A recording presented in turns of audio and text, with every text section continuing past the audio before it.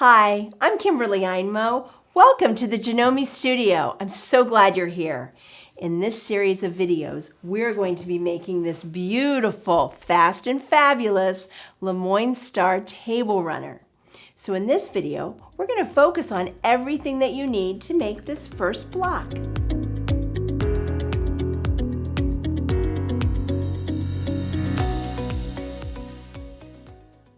So with the new Janome Continental M7, there are some fabulous built-in features you are going to love.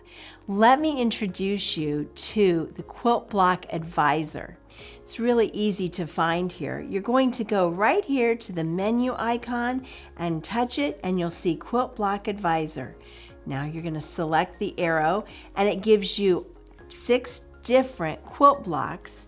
We're going to pick the Lemoyne Star for today, and as you go in, here on the right, you have the ability to adjust the size that you want. Now for our project today, for the table runner, we would like a 12-inch finished block. So these are shown in finished sizes, so let's scroll up to the 12. As you make adjustments for the sizes of the block that you want to make, then the sizes that you cut are change automatically based on the size of your finished block. This is where it's going to tell you everything that you need to cut your squares, your triangles, and those diamonds. Now, once you've decided on that, say OK, and you're ready to go. Let me also show you, while you're there, if you want expanded information about this, you need to use your AcuSpark app, which is on your phone or tablet.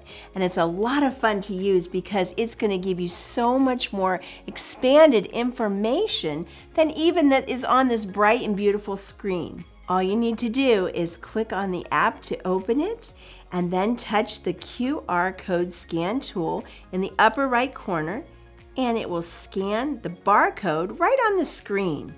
Now you've got all the information and then some that you need to make this block. It not only gives you all the cut sizes that you will need, but it even tells you how to assemble it. Just scroll down and you can read all the expanded information. Who needs a manual when you have this QR code and the AcuSpark app? It's brilliant, and it will tell you everything that you need to make any of these beautiful blocks. Now, I also want to tell you about the expanded sewing applications. There's a little icon over here on the right of the screen that looks like a little t-shirt. When you touch it, you'll see 3 tabs across the top that are expertly grouped so you can find techniques for sewing, quilting, and also for expanded optional accessories. I think you'll find it really helpful when you're looking for that special technique. Now, let's get to cutting the fabric for your quilt block. You will need 4 4-inch squares. I have those already cut right here. And you will also need a 6 and an 1/8 inch square that we're going to cut twice diagonally. That'll yield 4 triangles. Now let me show you a really good tip for cutting this square twice diagonally so that you'll get accuracy when cutting those triangles. You'll just need to use a ruler with a 45-degree line on the ruler. This 45-degree line helps you line it up to make sure that you're cutting accurately from corner to corner. Let me show you how I do it. Take your 6 and an 1/8 inch square and put your ruler on top of it with the 45-degree line along the bottom of that square, going right to the corner or the tip of that point. By making sure that the 45-degree line is aligned on the bottom of your square, it automatically takes that ruler to the other point, so you're cutting very evenly and accurately. Hold your ruler in place and go ahead and cut that once diagonally. That's your first cut. Now you're going to carefully just pick up the ruler, rotate it 90 degrees, and line up the 45-degree line on the left side of the square. That's for all you right-handers. This would work for left-handers too. But you line up the 45-degree line along the left edge of the square, and now that takes it from the point here all the way to the point up in the far right corner. Now hold that ruler in place and cut again. There you go. That's how you would get those 4 triangles that you're going to need for this block. Now we're going to cut our diamonds. So I'll move these out of the way and we'll keep those aside for later. You will need a 3-inch strip from one color, in this case my blue, and a 3-inch strip from another color, in this case red. Now you're going to lay those strips out, and of course you can double it, fold it right or wrong sides together, and we're going to make sure that we cut our diamonds. Now on the Quilt Advisor, it tells you exactly what size that you could make a template and use templates on top of the strips to cut your diamonds. But I'm going to show you an even easier way using just your ruler and that 45-degree line. First, to start, so we have our first diagonally cut edge, put the 45-degree line at the bottom of your strip and move it to the left until you're just past those selvage edges of your strip. Then hold that in place and go ahead and cut this piece off, just like that. This piece we don't use for this project. You set it aside. Now, an easy way to do this is because we used 3-inch wide strips, we're going to be cutting 3-inch increments to create our diamonds. So you would take that 45-degree line, line it up on the bottom of the strip, and move it over until it aligns with the 3-inch line on your ruler with that last diagonally cut edge. So when you're counting, you would count over 1, 2, 3. 3 inches, and your 45-degree line stays on the bottom of the strip. Now you're all set to cut. Go ahead and cut your diamonds, and that's all there is to it. So now we have everything cut, and I'm going to walk you through the process of what to expect so that you'll feel comfortable as we start to sew. And I'll take you through all the sewing steps too. But let's just talk about how these units are put together. So you have 4 squares, 4 triangles, and 8 diamonds. 4 blue diamonds and 4 red diamonds. Now you may have different colors and that's fine, but I'm just using my colors here so you'll know exactly how many pieces to have. The first thing we need to do is we need to sew 2 diamonds together, and then we need 4 pairs of those. So you would place your blue diamond over your red diamond, right sides together, and now we're going to need to make some little marks on our fabric. This is really important when setting in seams or doing Y seams. That's when you're taking those background pieces and putting them between a seam that looks like a Y. It's very simple. What we're going to need to do is either use a friction pen or maybe a mechanical pencil and any kind of ruler with your 1/4 inch marks.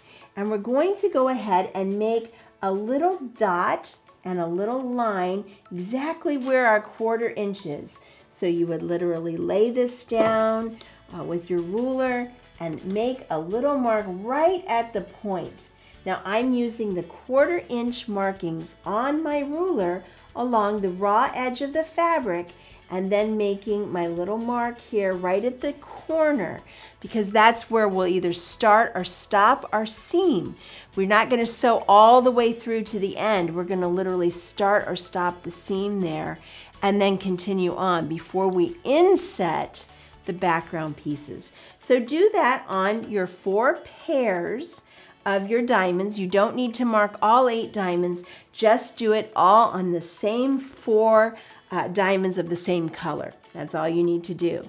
Now you will also need to make those little 1/4 inch marks on your background pieces too, because we need to know exactly where it is a 1/4 inch from the raw edge right at the corner. And you can see I've done that here on my squares and on the triangles. Now that we're here at the machine getting ready to sew our beautiful Lemoyne star block, there's just a couple things you need to do to prepare. You can use any one of the many 1/4-inch piecing feet that come with your Janome machine, but I'd like to suggest you try my personal favorite combination, the HP foot and plate. Now that HP stands for high performance, and personally, I think you get the best scant 1/4-inch available anywhere with it. What's even better is on the M7, there's now the new computerized one-touch needle plate conversion system. What does that mean exactly? Well, it's simple. All you need to do is touch the little key icon in the bottom corner and it brings up another screen. Touch this little icon right here and it pops that needle plate right up. No need for screwdrivers or buttons or anything. And then you just slip in the other one and it snaps in place beautifully. That's it. No more broken fingernails, ladies. It makes it so easy. Now, it's time to start sewing. Let's get ready. Now, let me explain why we don't use one of these feet with the little guides on the side. I love them for a lot of piecing, but whenever you're doing Y seams, I find it much easier to use a foot without the guide. So if you have the O foot or the OV foot, you can simply take off the guide and use it without it, or, like I like to use, that HP foot. So, you're going to take your 2 diamond units and put them right sides together.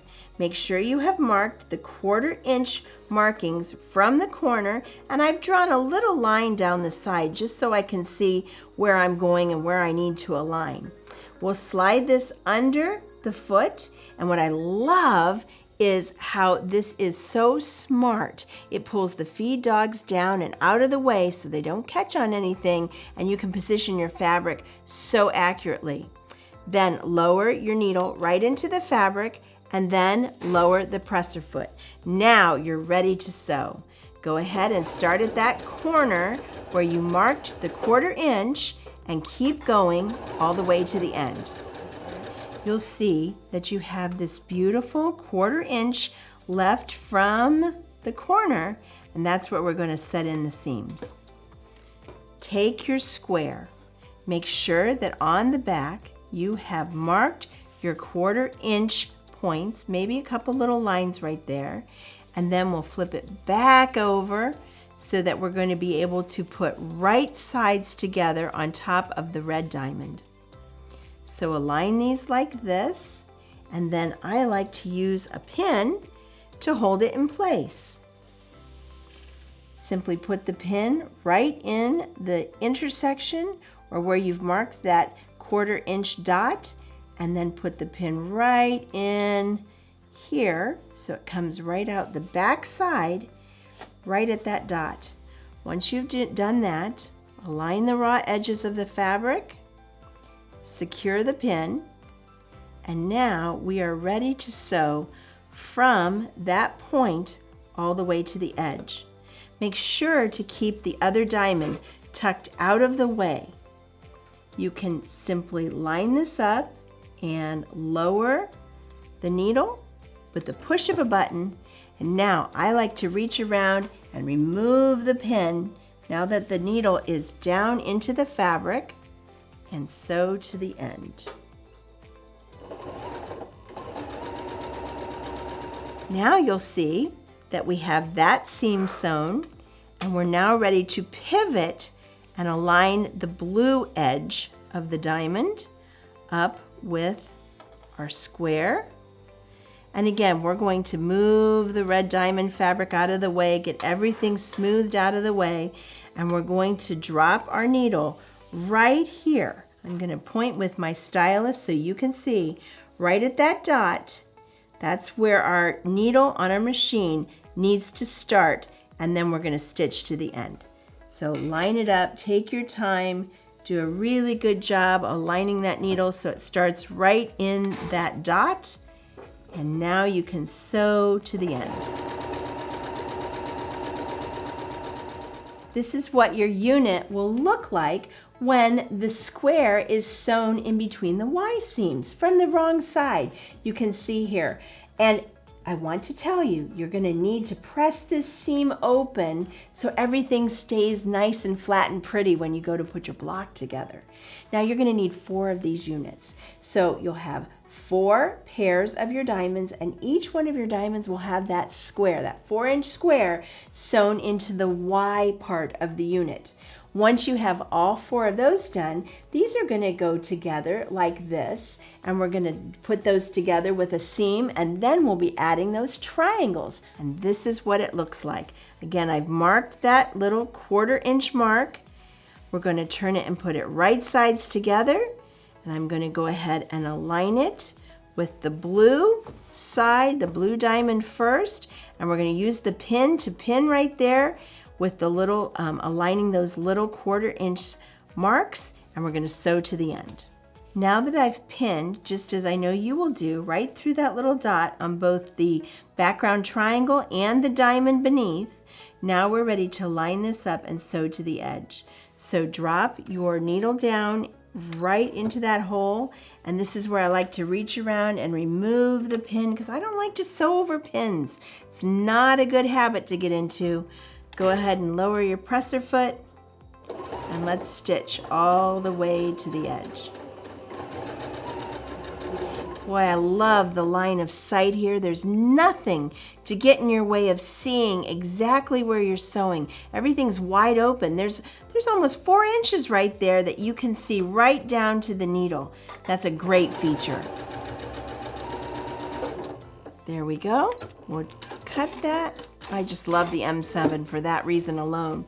Now we've sewn that seam, and when we open this up, you'll see that we have our 1/4 inch seam allowance left over here at our star point, which is exactly what we want. And now we're going to pivot our set-in seam to the other side and line it back up here and flip it over like this and align it up. Make sure the other fabric is kind of out of the way. Sometimes you have to fiddle with it just a little bit. And now we'll sink that back down. That needle goes back into the fabric. And we'll lower the presser foot, align the raw edges, and stitch to the end. Now we have our perfect 1/4 inch seam allowances left at each of the points. You're going to press this seam open just like we did before, and now you're going to sew this half to another half. Once you get the 2 halves sewn, we just have 2 more triangles to add, and the block is done. Wasn't that fun? Now that you've completed your first Lemoyne Star block, hit the bell so you'll get notified when the next video is available at the end of the week. Then I'll show you even more tips and tricks for making your next one. You'll learn new things with every step of the way. See you soon.